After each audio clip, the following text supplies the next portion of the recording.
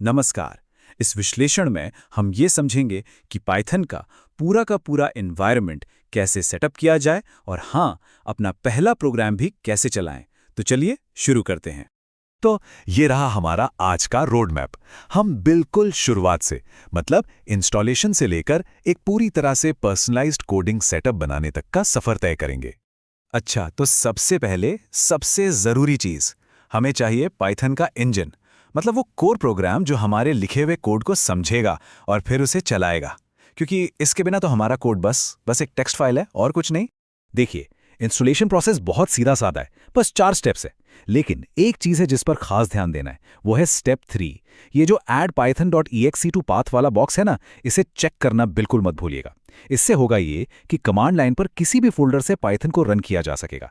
यकीन मानिए, आगे चलकर ये बहुत ज्यादा काम आने वाला है। तो ठीक है, इंस्टॉलेशन तो हो गया। अब एक बार चेक कर लेते हैं कि सब सही से हुआ है या नहीं। इसके लिए अपने टर्मिनल में टाइप कीजिए python_version। अगर स्क्रीन पर पाइथन का वर्जन नंबर आ जाता है तो बहुत बढ़िया, इसका मतलब है इंस्टॉलेशन कामयाब रहा। चलो, इंजन तो इंस्टॉल हो गया। अब अगला सवाल, कोड लिखेंगे कहाँ?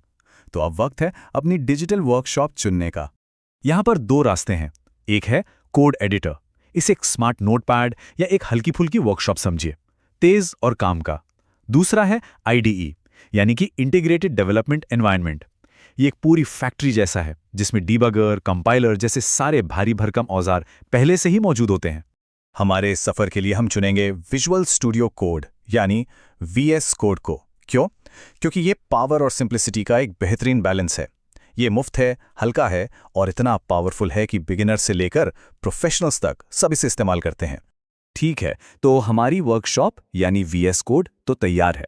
अब चलिए इसमें कुछ पावर टूल्स डालते हैं, इसे सुपरचार्ज करते हैं ताकि ये और भी स्मार्ट तरीके से काम करे। सबसे जरूरी पावर अप है माइक्रोसॉफ्ट का ऑफिशियल पाइथन एक्सटेंशन। बस एक्सटेंशंस में जाकर पाइथन सर्च करना है और इसे इंस्टॉल कर लेना है। ये करता क्या है? ये कोड लिखते समय ही गलतियां पकड़ लेता है, स्मार्ट सुझाव देता है, जिससे कोडिंग बहुत तेज और आसान हो जाती है। और अब वो पल जिसका इंतजार था, वो आहा मोमेंट। अब हम अपना पहला कोड लिखेंगे और उसे जिंदा करेंगे। तो सबसे पहले एक नई फाइल बनानी है। इसका नाम रखते हैं hello.py। अब ये जो .py है ना, ये बहुत ज़रूरी है। यही सिस्टम को और VS कोड को बताता है कि भाई ये एक पाइथन फाइल है और फिर वो उसी हिसाब से हमारी मदद करता है। कोड बस एक लाइन का है, प्रिंट पैकेट में hi this is my first Python code.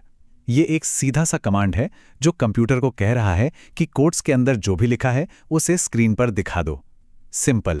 ठीक है, कोड लिख लिया, पर अब इसे चलाएंगे कैसे? इसे जिंदा कैसे करेंगे? बहुत आसान है। ऊपर दाहिनी तरफ एक प्ले का बटन दिखेगा, बस उसे क्लिक करना है और बूम, नीचे टर्मिनल में वो टेक्स्ट लिखा हुआ आ जाएगा। बधाई हो, पहला प्रोग्राम चल गया। यही तो है कोडिंग का जादू। चलिए, बेसिक सेटअप तो हो गया, अब थोड़ा प्रो लेवल पर चलते हैं। कुछ ऐसी कस्टमाइजेशंस देखते हैं जिनसे कोडिंग तेज भी होगी और थोड़ी स्टाइलिश भी। सबसे पहले बात करते हैं थीम्स की।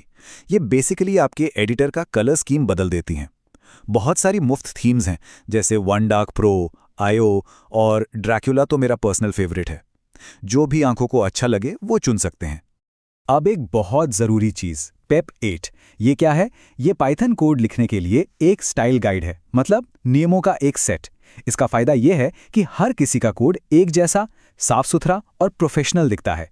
इससे कोड को पढ़ना और समझना बहुत आसान हो जाता है, खासकर जब कई लोग एक ही प्रोजेक्ट पर काम कर रहे हों। अब अच्छी बात यह है कि हमें ये सारे नियम याद रखने की ज़रूरत नहीं है।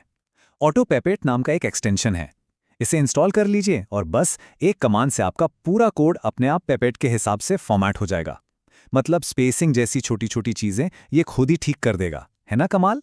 तो सेटअप हो गया, स्टाइलिंग हो गई। अब बात करते हैं आगे के सफ़र की। कुछ भी सीखने में अपनी प्रोग्रेस को ट्रैक करना बहुत ज़रूरी होता है। तो देखते हैं कि इस लर्निंग जर्नी को प्लान और ट्रैक कैसे किया जाए। इसके लिए एक बहुत अच्छा तरीका है एक स्ट्रक्चर्ड लर्निंग प्लान बनाना। इस विश्लेषण का जो सोर्स मटेरियल है उसमें एक नोशन टेम्पलेट भी दिया गया है। ये टेम्पलेट पूरे पाइथन के सफ़र को बिगिनर, इंटरमीडिएट और एडवांस टॉपिक्स में बांट देता है, जिससे प्रोग्रेस को ऑर्गेनाइज करना बहुत आसान हो जाता है। तो अब सब कुछ तैयार है, पाइथन का इंजन है, एक शानदार कोड एडिटर है और आगे बढ़ने के लिए एक रोड मैप भी है। तो अब आखिरी और सबसे बड़ा सवाल ये है कि इन नई कोडिंग स्किल्स से जो पहली प्रॉब्लम सॉल्व होगी वो क्या होगी।